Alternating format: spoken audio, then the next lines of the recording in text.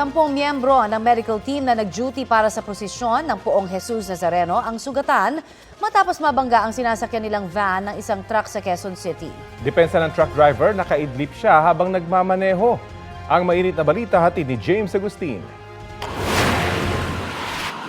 Natanggal ang bumper at nabasag ang headlight ng dump truck na ito matapos sumalpok sa van sa northbound lane ng EDSA paglampas ng Dario Bridge sa Quezon City kaninang alas 13:30 na madaling araw. Sa lakas ng pagkakabangga, nabasag ang salamin sa likurang bahagi ng van. Tinumbok naman ang van ang nasa unahan nitong kotse. Sakay ng van ng 10 miyembro ng medical team na galing sa deployment nila sa traslasyon ng Poong Nazareno sa Quiapo at pauwi na sa Caloocan. Lahat sila nasaktan kaya dinala sa ospital. Sa imbestigasyon ng mga otoridad, nakahinto ang kotse at van sa U-turn slot nang mabangga sila ng truck. Pa-U-turn sila kasi naka-stop. Ito naman, hindi napansin, naka-iglip daw. Kaya hindi napansin na may sasakyan sa unahan. Nadali sila. Galing ang truck sa Pasig at magde-deliver ng panambak sa Bulacan. Napaidlip ako.